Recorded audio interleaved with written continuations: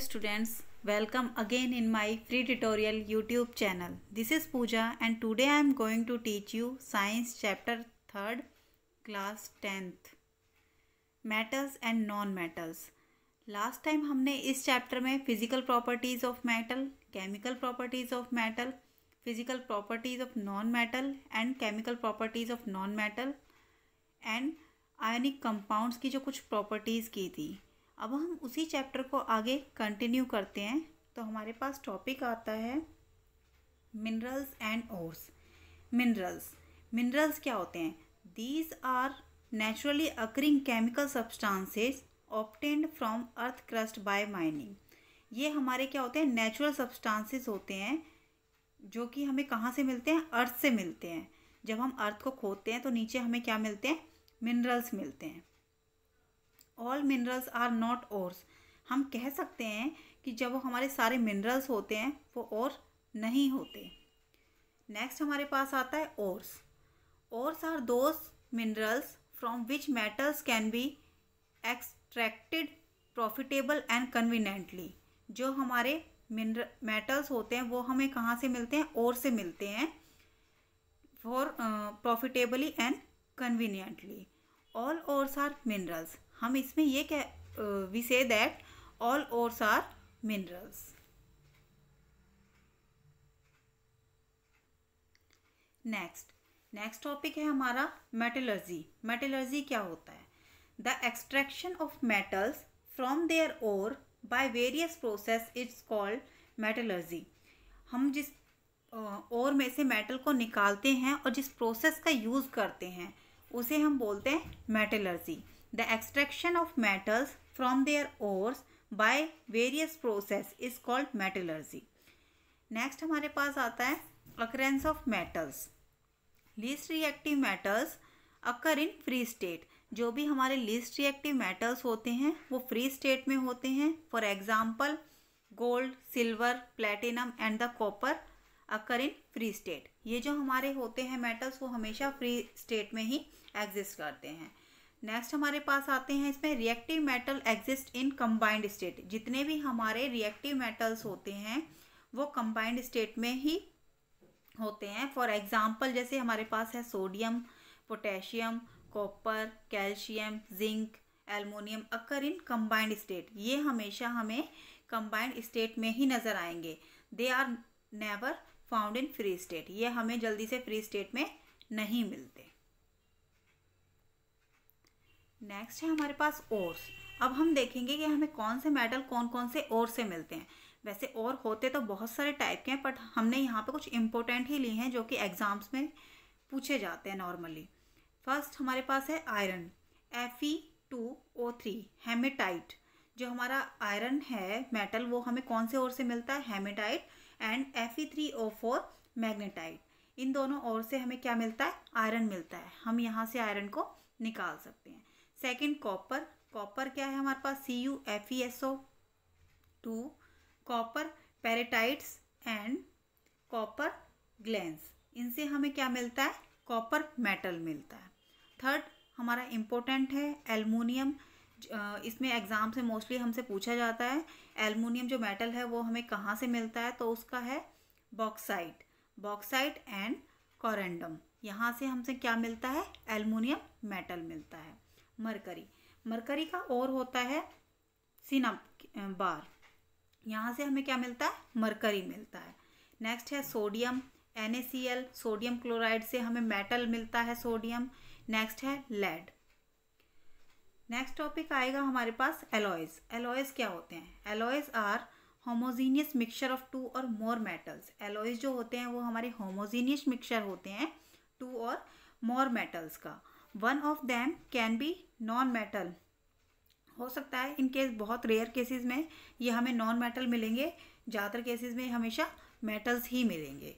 For example हम यहाँ पर लेंगे ब्राश। जो हमारा ब्राश होता है, ब्राश इज़ एन एलॉय। ये हमारा एलॉय होता है ऑफ कॉपर एंड जिंक, जो कि किससे मिलके बनता है? कॉपर और जिंक से मिलके बनता है।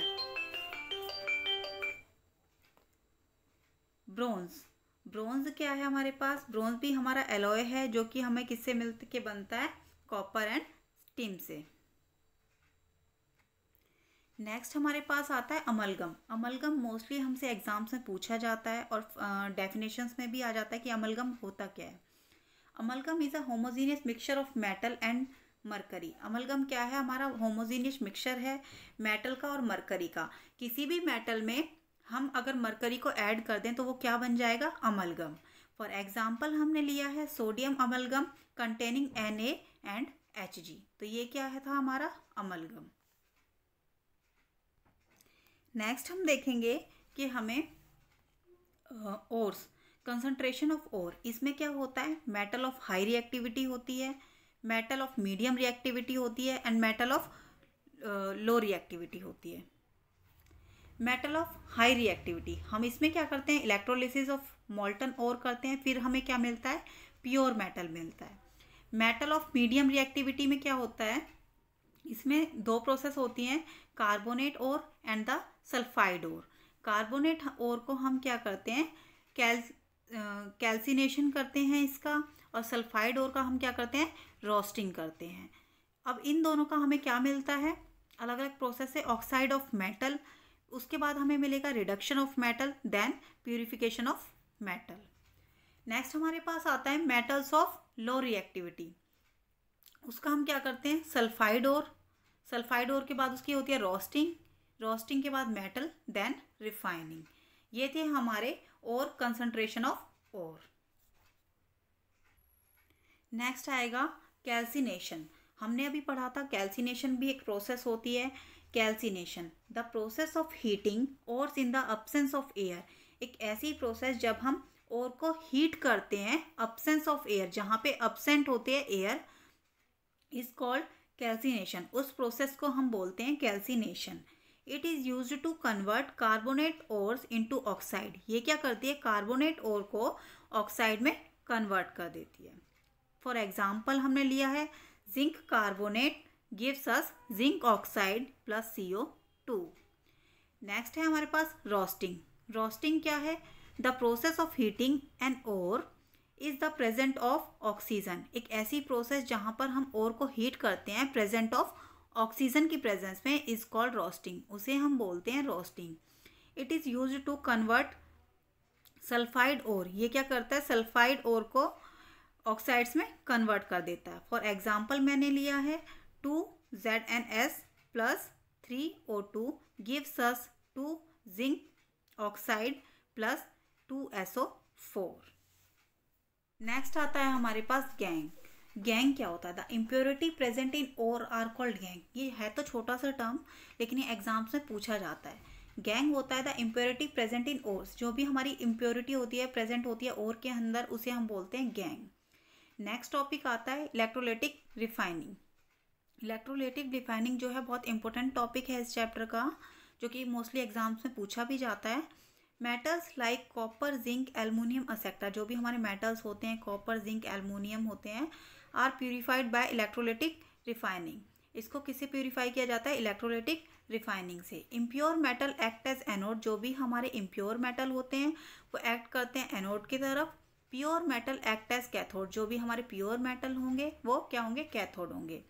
Soluble salt of metal act as electrolytic. जो हमारा सोल्यूबल सॉल्ट होता है of metals act as electrolyte.